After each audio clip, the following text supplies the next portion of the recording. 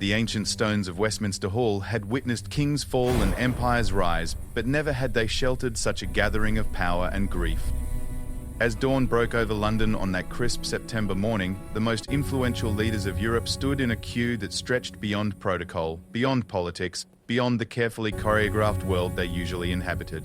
They waited like ordinary mourners, their designer shoes shuffling on cobblestones worn smooth by centuries of history. President Emmanuel Macron adjusted his black tie for the third time, his usual confidence replaced by something rawer, more human. Beside him, Chancellor Olaf Scholz stared at the Gothic arches above, perhaps wondering if his grandmother would have recognized the strange democracy of grief that had brought them all together. King Felipe VI of Spain spoke in hushed tones with President Sergio Mattarella of Italy, their words lost in the morning mist that seemed to carry the weight of a continent's collective memory. This was not a summit meeting or a diplomatic gathering.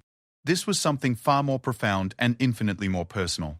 The woman who had been the silent witness to their nation's transformation from war-torn territories to a united Europe lay in state just meters away, and each step forward in that slow-moving line brought them closer to a goodbye that would change everything they thought they knew about leadership, legacy, and the delicate art of saying farewell to an era that would never come again. The black Mercedes convoy moved through London's streets like a river of mourning, each vehicle carrying the weight of a nation's grief.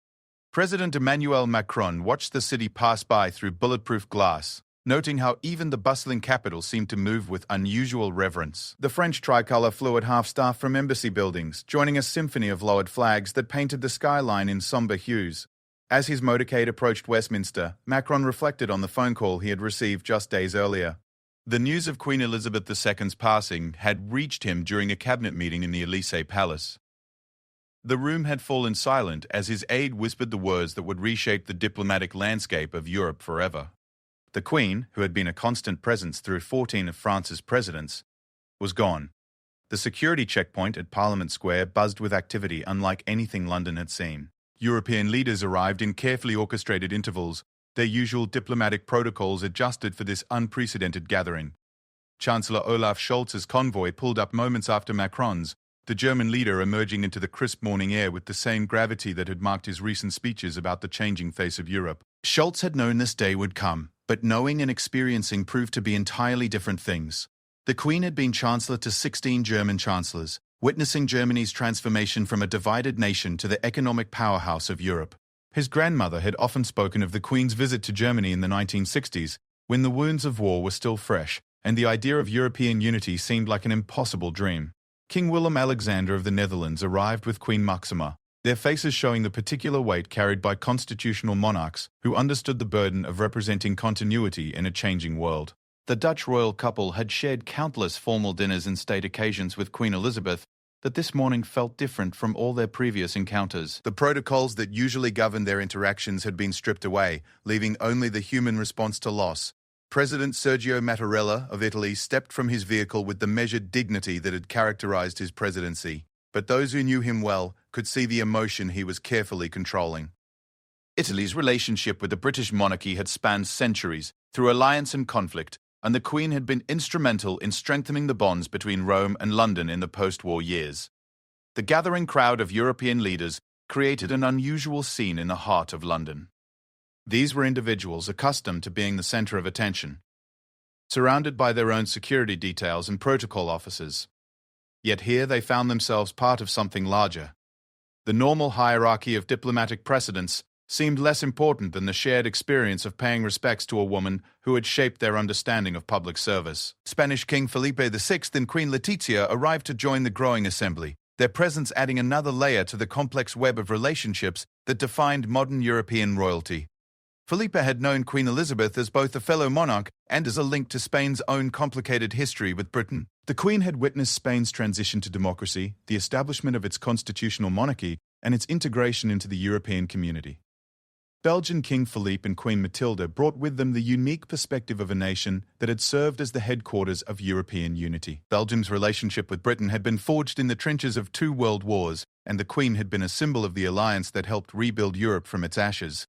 Philippe remembered his grandfather's stories of the Queen's early visits to Brussels, when the idea of a European economic community was still taking shape. President Gitanas Nausėda of Lithuania represented the newer members of the European family, nations that had emerged from Soviet domination to join the democratic community that the Queen had watched evolve throughout her reign. His presence spoke to the expanding definition of Europe and the Queen's role in welcoming new nations into the fold of constitutional democracy. The morning air carried the sound of church bells from across London, their solemn tolling creating a backdrop that seemed to underscore the historical significance of the moment. These were leaders who usually communicated through carefully crafted statements and diplomatic channels, but the shared experience of loss had created an unexpected intimacy among them.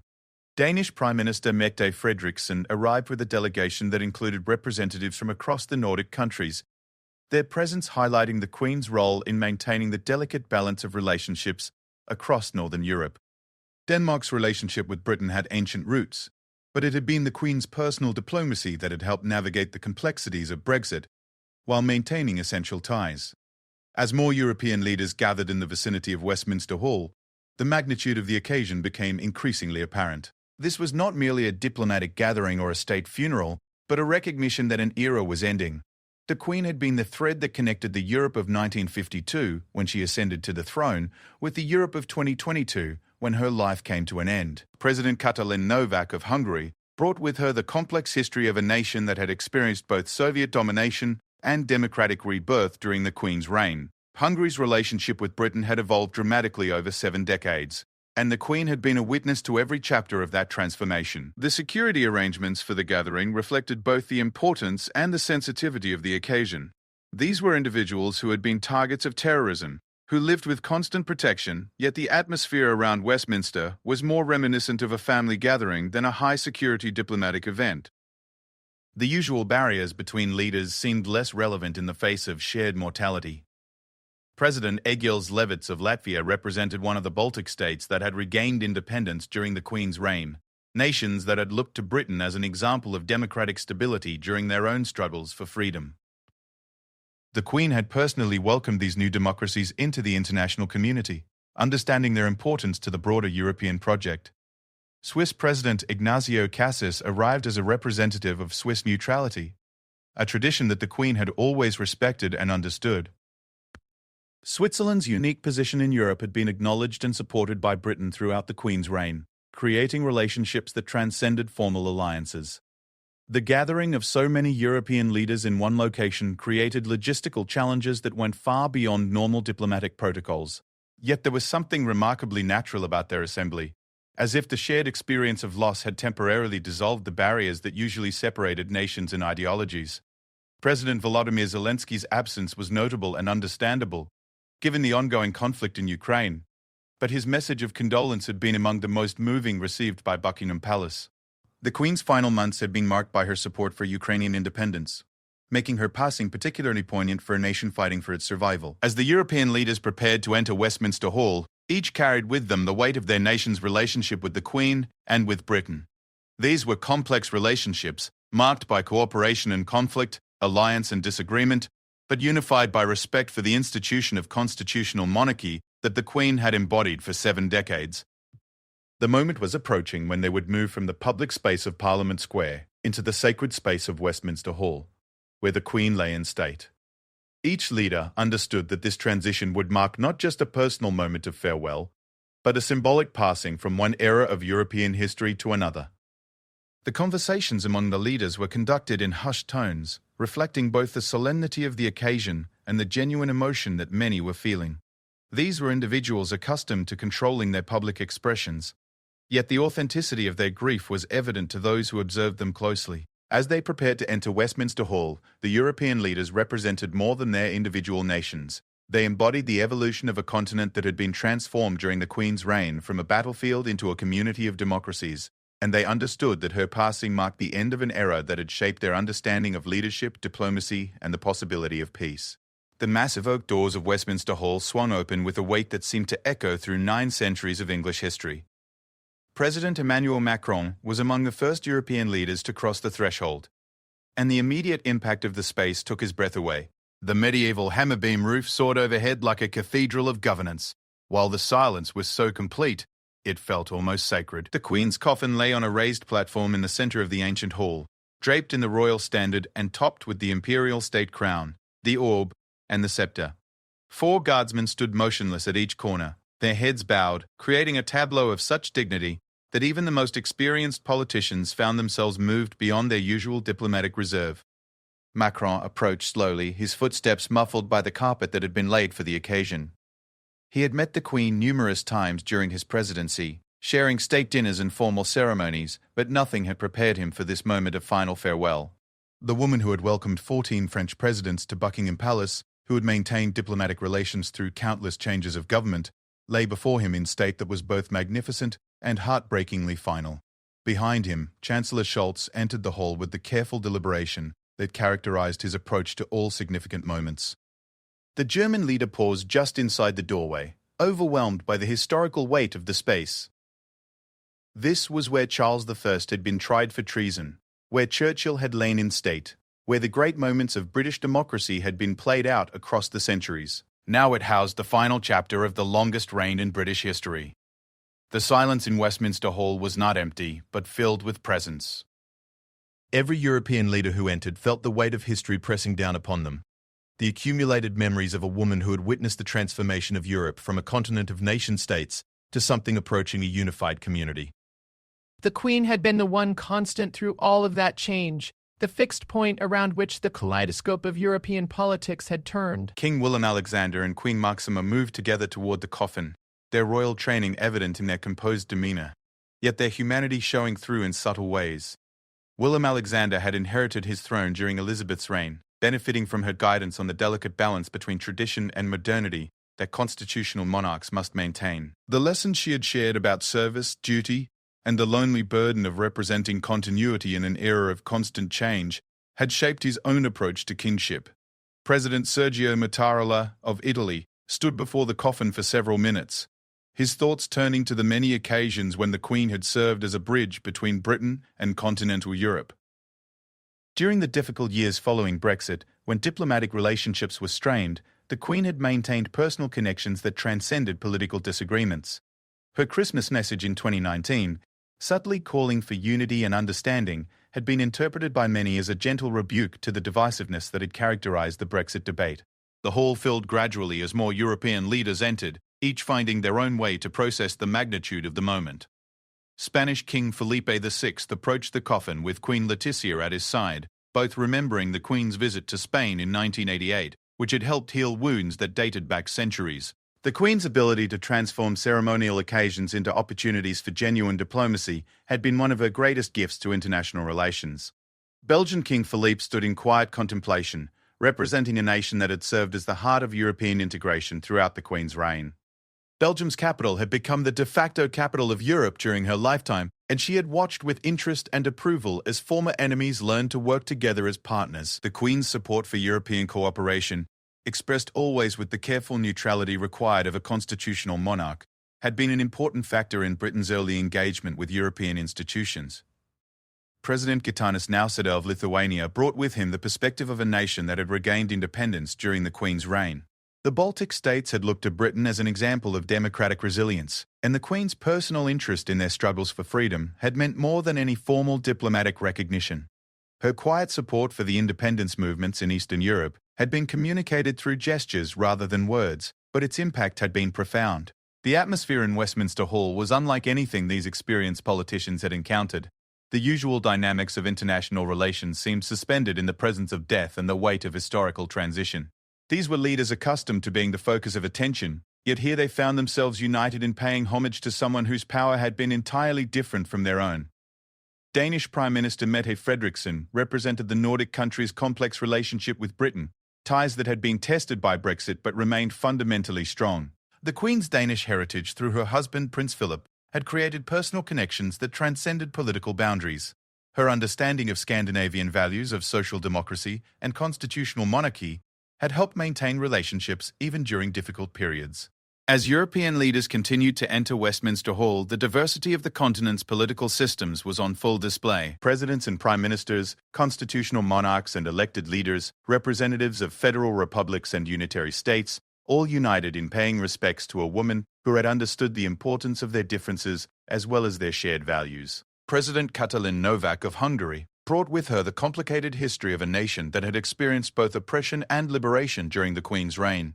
Hungary's transition from communist rule to democratic governance had been watched with interest by Britain, and the Queen's state visit to Budapest in 1993 had been seen as recognition of Hungary's return to the European family of nations. The medieval architecture of Westminster Hall seemed to enhance rather than diminish the emotional impact of the occasion. The soaring arches and ancient stones provided a sense of permanence that contrasted sharply with the mortality of even the longest-serving monarch. European leaders found themselves contemplating not just the Queen's death, but their own legacies and the transient nature of political power. President Egils Levits of Latvia stood before the coffin thinking about the Queen's role in recognizing the independence of the Baltic states. Britain had been among the first nations to acknowledge the legitimacy of the independence movements, and the Queen's personal interest in the region's democratic development had been an important source of encouragement during difficult times. Swiss President Ignazio Cassis represented a nation that had maintained neutrality throughout the Queen's reign, while building strong bilateral relationships with Britain. The Queen's respect for Swiss independence and neutrality had been evident in her state visits and private conversations with Swiss leaders, demonstrating her understanding of the different paths that European nations had chosen in the post-war world. The silence in Westminster Hall was broken only by the soft footsteps of the changing guard and the occasional sound of a leader's quiet breathing. This was a space where whispered conversations seemed inappropriate, where the magnitude of the historical moment demanded reflection rather than discussion. Each European leader found themselves alone with their thoughts despite being surrounded by their peers. The Queen's coffin, with its symbols of monarchy and state, represented more than personal loss to these European leaders. It symbolized the end of an era when European integration had been guided by leaders who remembered the devastation of war and were committed to ensuring that such conflicts could never happen again. The Queen had been a link to that founding generation of European unity. As they stood before the coffin, European leaders were also conscious of the cameras and the global audience watching their tributes. Yet the formal nature of the occasion seemed to strip away the usual performative aspects of international diplomacy. This was not a photo opportunity or a networking event, but a genuine moment of farewell to someone who had shaped their understanding of leadership and service. The changing of the guard ceremony that occurred every 20 minutes provided a rhythmic structure to the otherwise timeless atmosphere of the hall. European leaders timed their movements around these ceremonial moments, understanding that their presence was part of a larger choreography of respect and remembrance that would be remembered long after the immediate grief had faded. The weight of the moment was enhanced by the knowledge that this gathering of European leaders might never be repeated in quite the same way. The Queen's death marked the end of a particular era of European history, one characterized by gradual integration and peaceful cooperation. The challenges facing the continent in 2022, from the war in Ukraine to questions about democratic governance, created uncertainties that made the Queen's lifetime of stability and continuity seem even more precious. As European leaders prepared to leave Westminster Hall, each carried with them not just memories of the Queen, but a renewed understanding of their own responsibilities as guardians of the democratic values she had represented. The medieval hall had witnessed the transfer of power across centuries, and now it was hosting the symbolic transfer of responsibility from one generation of European leaders to the next. As European leaders emerged from Westminster Hall into the crisp London air, the formal constraints of the lying-in-state ceremony gave way to something more spontaneous and personal.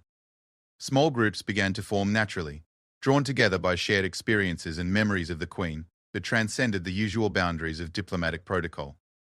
President Emmanuel Macron found himself in conversation with Chancellor Olaf Scholz near the ancient walls of Westminster Abbey. Their discussion began with formal expressions of sympathy, but quickly evolved into something deeper as they recalled their personal encounters with the Queen.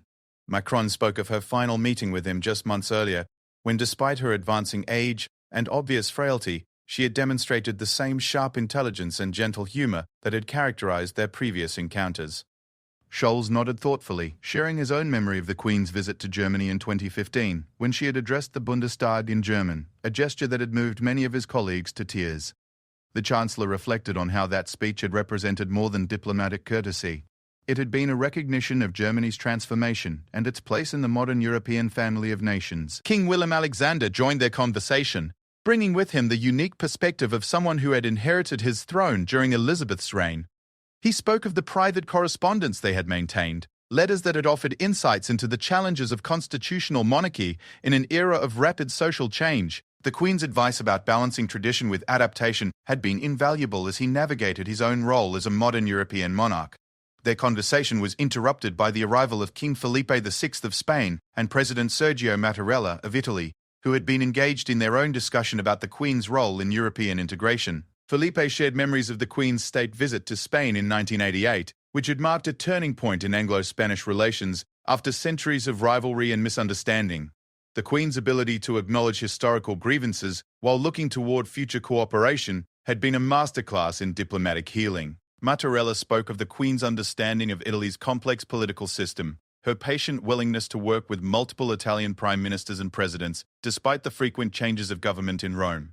Her consistency had provided stability in relationships that might otherwise have been disrupted by Italy's political volatility.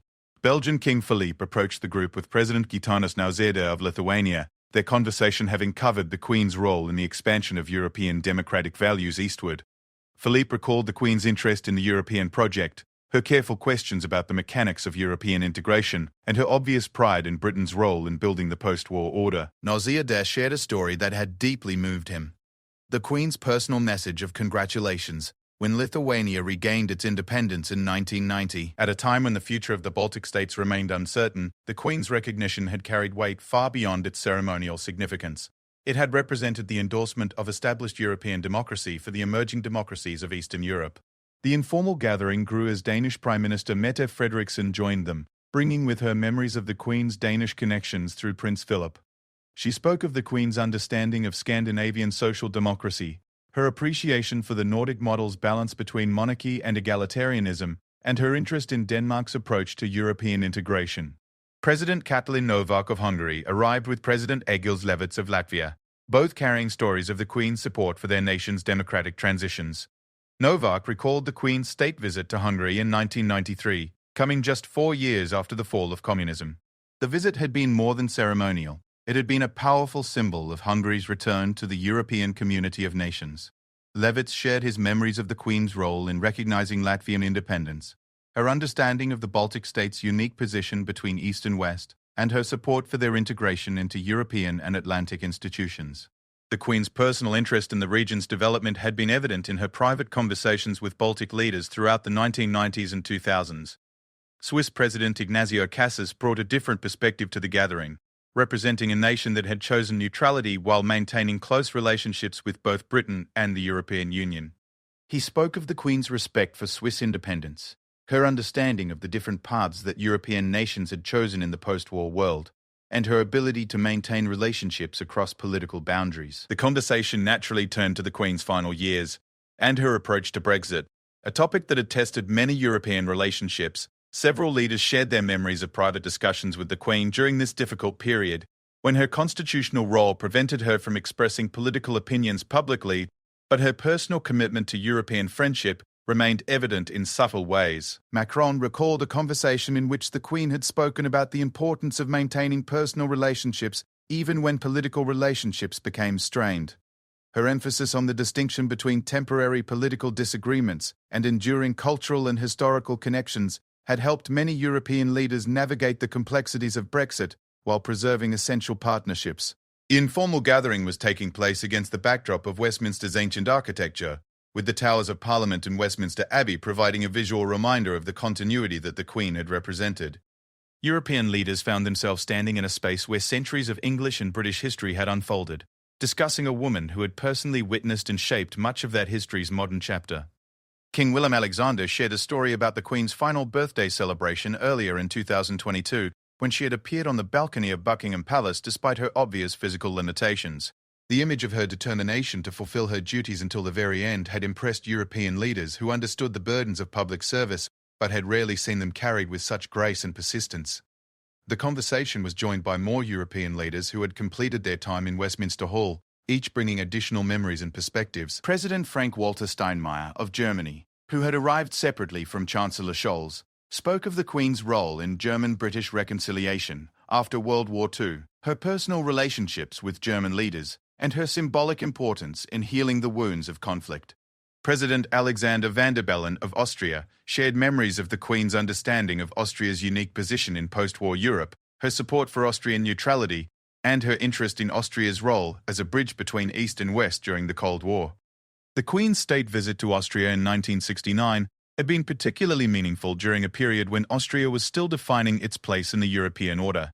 As more leaders joined the informal gathering, the conversation began to encompass broader themes about the Queen's legacy and its implications for the future of European cooperation. These were individuals who rarely had the opportunity to speak so openly about their personal experiences with international leadership, yet the shared experience of loss had created an unusual intimacy among them. President Sergio Mattarella reflected on the Queen's approach to diplomacy, her ability to convey important messages through gesture and symbol rather than explicit statement. This had been particularly valuable in her role as a constitutional monarch, where direct political intervention was impossible, but moral leadership could be exercised through example and presence. The gathering was informal, but it carried the weight of a historical moment. These were the leaders who would shape Europe's response to the challenges of the coming decades, from climate change to democratic governance to international security. Their shared experience of saying farewell to the Queen was creating bonds that might prove important in addressing future crises. Chancellor Scholz spoke about the Queen's understanding of Germany's journey from division to unity, her personal relationships with German leaders throughout the Cold War and beyond, and her symbolic importance in legitimizing Germany's return to the community of European democracies. The Queen's state visit to divided Berlin in 1987 had been particularly significant, demonstrating support for democratic values during a period of great uncertainty. The conversation was enriched by the diversity of perspectives represented in the gathering. Constitutional monarchs brought insights different from those of elected presidents. Representatives of federal systems offered viewpoints distinct from those of unitary states, and leaders from different regions of Europe contributed varied understanding of the Queen's impact on the continent's development. As the informal gathering continued, European leaders found themselves discussing not just their memories of the Queen, but their hopes and concerns for the future of European cooperation.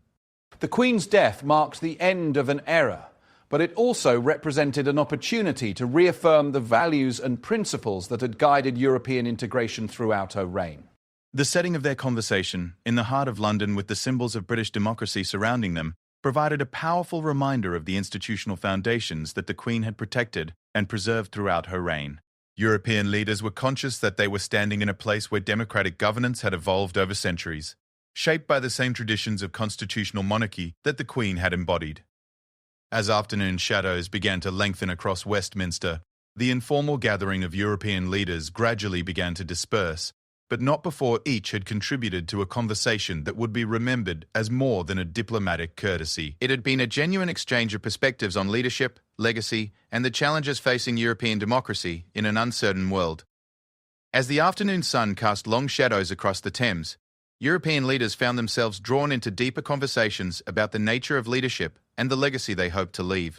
The immediate emotional impact of paying respects to the Queen had given way to more reflective discussions about the challenges facing Europe and the lessons they could draw from her 7 decades of service.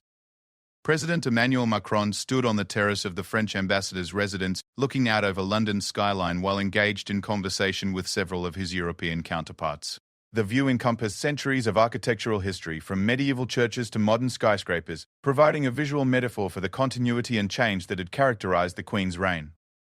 The French president spoke thoughtfully about the Queen's approach to political neutrality, a quality that had become increasingly rare in an era of polarized politics. Her ability to maintain relationships across party lines and ideological boundaries had provided stability during periods of political turbulence, offering a model of leadership that transcended the temporary divisions of democratic politics. Chancellor Olaf Scholz joined the conversation, bringing with him reflections on the Queen's understanding of European integration as a historical process rather than a political project. Her long perspective had allowed her to see patterns and connections that were invisible to leaders focused on immediate political calculations. This historical awareness had made her an invaluable source of wisdom for European leaders navigating complex challenges. The Chancellor recalled a private conversation in which the Queen had spoken about the importance of institutional memory in democratic governance. Her own experience, spanning multiple generations of political leaders, had given her insights into the cyclical nature of political challenges and the importance of maintaining institutional stability through periods of change. King Willem-Alexander brought a unique perspective to their discussion. As someone who had inherited both the benefits and burdens of constitutional monarchy during the Queen's lifetime, he spoke of her guidance about the delicate balance between tradition and adaptation, her insights into the role of monarchy in modern democratic systems, and her understanding of how symbolic leadership could complement elected government. The Dutch king shared memories of private discussions about the challenges facing European monarchies in an era of increasing democratization and social change. The Queen's approach to modernization had been gradual and thoughtful, preserving essential elements of tradition while adapting to contemporary expectations about accountability and accessibility. Their conversation was joined by King Felipe VI of Spain and Queen Letizia, who brought perspectives shaped by Spain's own democratic transition and its integration into European institutions. Felipe spoke of the Queen's role as an elder stateswoman during his early years as king. Her willingness to share insights about the challenges of constitutional monarchy and her understanding of the unique position that monarchs occupied in modern Europe.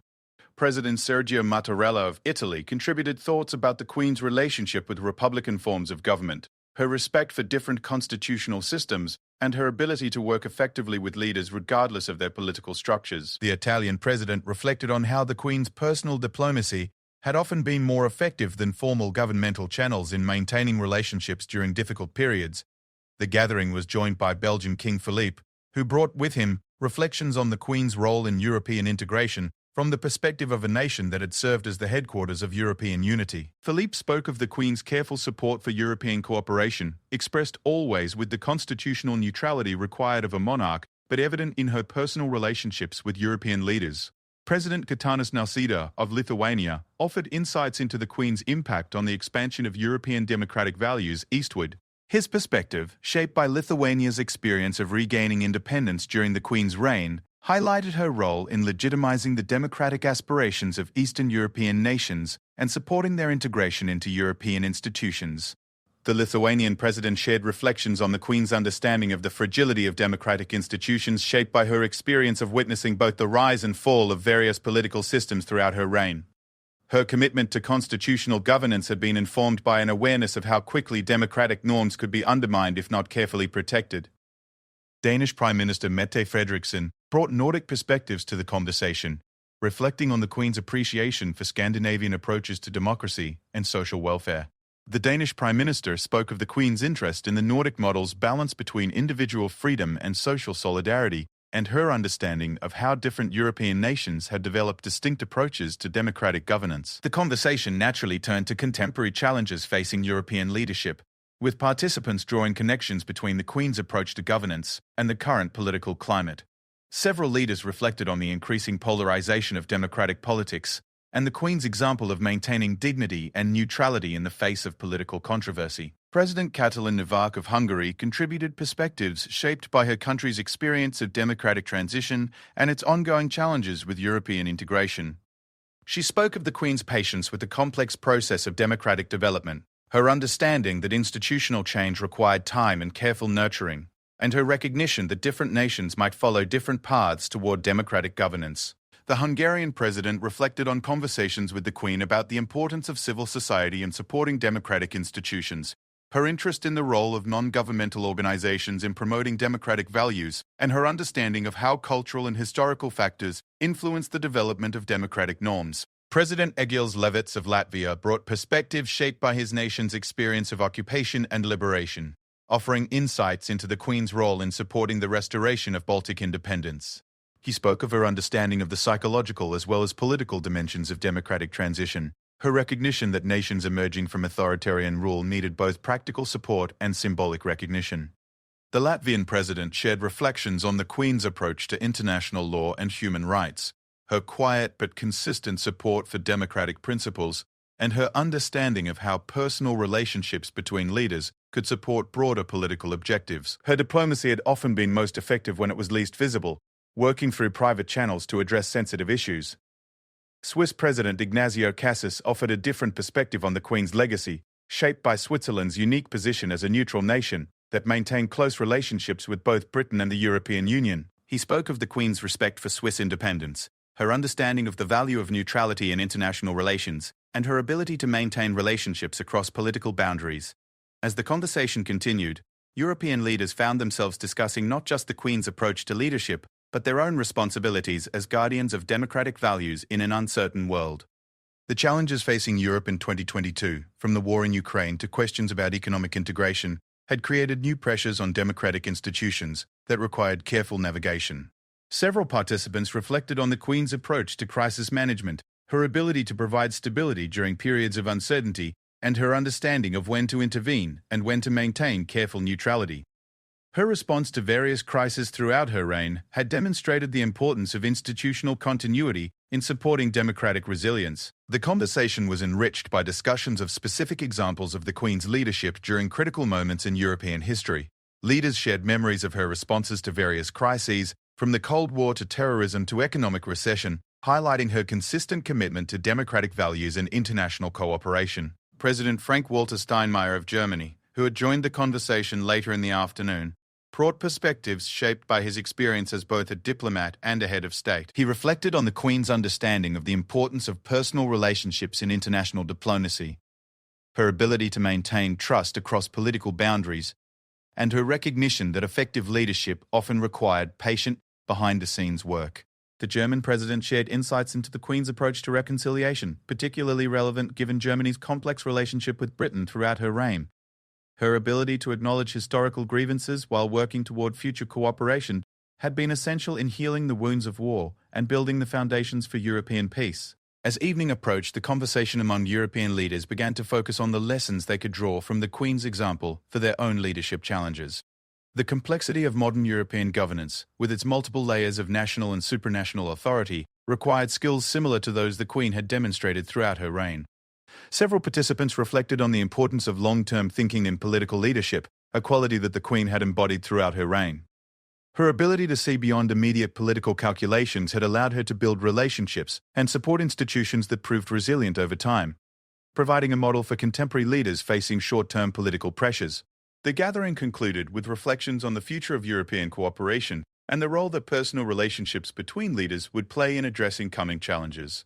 The Queen's example of patient, principled leadership had created a standard that would influence European politics long after her death, inspiring leaders to think beyond immediate political advantage toward longer-term considerations of institutional stability and democratic resilience. As European leaders prepared to leave London, they carried with them not just memories of the Queen, but renewed understanding of their own responsibilities as guardians of the democratic values she had represented. The conversations of the afternoon had created bonds between leaders that would prove valuable in addressing future challenges, demonstrating the continuing relevance of personal diplomacy in an increasingly complex international environment. The evening light filtering through the windows of Lancaster House cast a golden glow over the final gathering of European leaders before their departure from London. What had begun as a formal diplomatic obligation to pay respects at the Queen's lying in state had evolved into something far more significant, a moment of collective reflection on the nature of leadership, democracy, and European cooperation in the 21st century. President Emmanuel Macron stood before the assembled group, his usual political calculations set aside in favor of something more fundamental. The French president spoke about the responsibility they all shared as inheritors of the European project that the Queen had witnessed from its earliest days. Her death marked not just the end of her remarkable life, but the conclusion of an era when European integration had been guided by leaders who remembered the devastation of war firsthand. The challenge facing their generation of European leaders was different, but no less significant. Without the unifying memory of conflict that had driven the founders of European unity, they needed to find new sources of common purpose and shared commitment. The Queen's example of patient, principled leadership offered guidance for this task, demonstrating how personal relationships and institutional stability could support broader political objectives. Chancellor Olaf Scholz reflected on the conversations of the day and their implications for German leadership in Europe. Germany's position as the continent's largest economy carried responsibilities that extended beyond national borders, requiring the kind of long-term thinking and careful diplomacy that the Queen had exemplified throughout her reign. The Chancellor spoke of his commitment to maintaining the Atlantic relationship while deepening European integration, balancing competing priorities with the same careful attention to institutional stability that had characterized the Queen's approach. The German leader acknowledged that the challenges facing Europe in 2022 required new approaches to old problems. The war in Ukraine had fundamentally altered the security environment, forcing European nations to reconsider their assumptions about peace and stability. The Queen's final months had been marked by her support for Ukrainian democracy, providing an example of how moral leadership could complement political action even in the most difficult circumstances. King Willem Alexander spoke about the unique responsibilities facing European monarchies in an era of democratic change. The Queen's model of constitutional monarchy had influenced royal houses across Europe, demonstrating how traditional institutions could adapt to modern expectations while preserving their essential functions. His own approach to kingship had been shaped by her guidance, particularly her understanding of how symbolic leadership could support democratic governance. The Dutch king reflected on the conversations with other European monarchs throughout the day, noting how the Queen's death had created opportunities for renewed cooperation among royal houses that had sometimes been divided by historical rivalries or political differences. The shared experience of mourning had highlighted common challenges and opportunities for mutual support in navigating the complexities of modern monarchy. King Felipe VI of Spain brought perspectives shaped by his nation's position at the crossroads between Europe and the Atlantic world. Spain's relationship with Britain had been transformed during the Queen's reign, evolving from historical rivalry to modern partnership, despite the complexities introduced by Brexit. The Spanish monarch spoke of his commitment to maintaining these relationships while adapting to new political realities. The conversation among royal participants had revealed shared concerns about the future of constitutional monarchy in an era of increasing democratization and social change. The Queen's approach to modernization provided a template for gradual adaptation that preserved essential functions while responding to contemporary expectations about accountability and accessibility. President Sergio Mattarella of Italy contributed reflections on the challenges facing republican forms of government in Europe, drawing parallels between his own role as a unifying figure above party politics and the Queen's function as a symbol of national continuity. The Italian president spoke about the importance of institutional stability in supporting democratic governance, particularly in nations with complex political systems that might otherwise struggle to maintain coherence. The Italian leader reflected on the Queen's understanding of how personal diplomacy could complement formal governmental channels, particularly valuable during periods when political relationships became strained. Her ability to maintain connections across ideological boundaries had often provided alternative channels for communication when official diplomatic relations faced difficulties. Belgian King Philippe brought perspectives shaped by his nation's central role in European integration, noting how the Queen's careful support for European cooperation had been expressed through personal relationships rather than political statements. His conversations with other leaders throughout the day had highlighted the continuing importance of personal diplomacy in an era of increasing institutional complexity. The Belgian monarch reflected on the Queen's approach to balancing national identity with European cooperation, maintaining distinctiveness while supporting unity. This balance would become increasingly important as European nations face pressures to choose between national sovereignty and international cooperation in addressing global challenges. President Gitanas Nausėda of Lithuania spoke about the perspectives of newer European democracies, nations that had regained independence during the Queen's reign, and looked to her as a symbol of democratic continuity. The Lithuanian president reflected on the Queen's role in legitimizing the democratic aspirations of Eastern European nations, providing moral support that proved essential during periods of political transition. The conversation among leaders from post-communist nations had revealed shared appreciation for the Queen's understanding of democratic fragility, shaped by her experience of witnessing both the rise and fall of various political systems. Her commitment to constitutional governance had been informed by awareness of how quickly democratic norms could be undermined without careful protection. Danish Prime Minister Mette Frederiksen contributed Nordic perspectives on the Queen's legacy, reflecting on her appreciation for Scandinavian approaches to balancing individual freedom with social solidarity. The Danish leader spoke of her commitment to maintaining these values while adapting to contemporary challenges, including climate change, technological disruption, and demographic transition.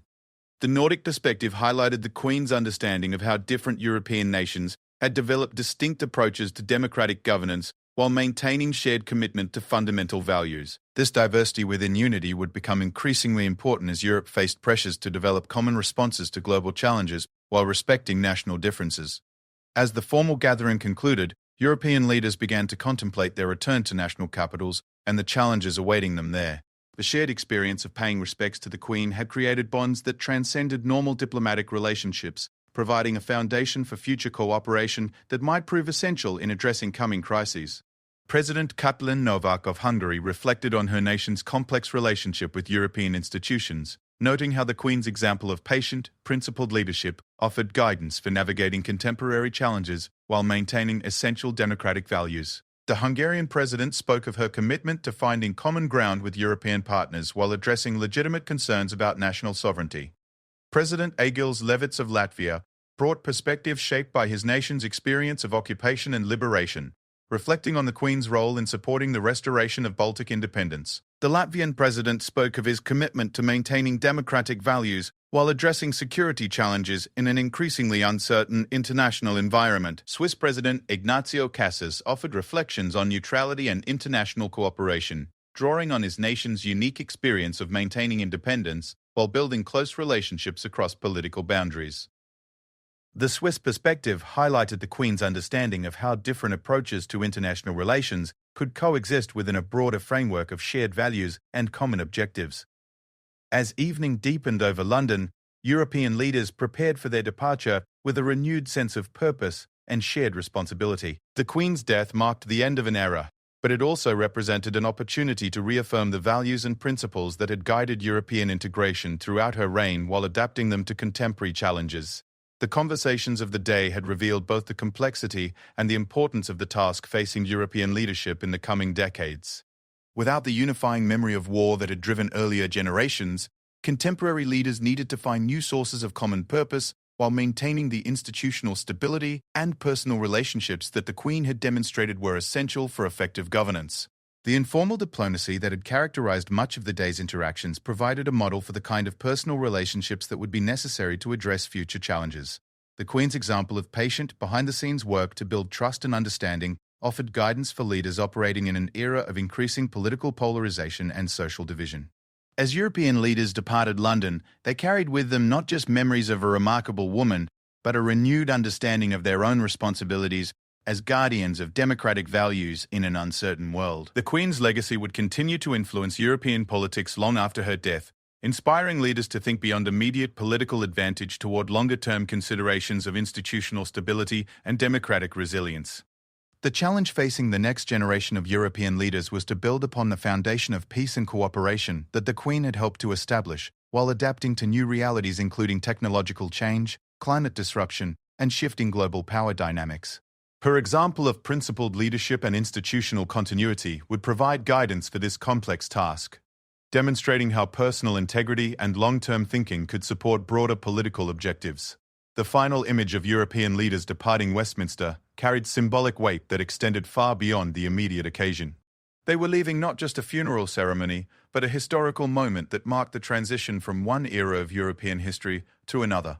The responsibility for writing the next chapter of that history now rested with them, guided by the examples and principles that the Queen had embodied throughout her extraordinary reign.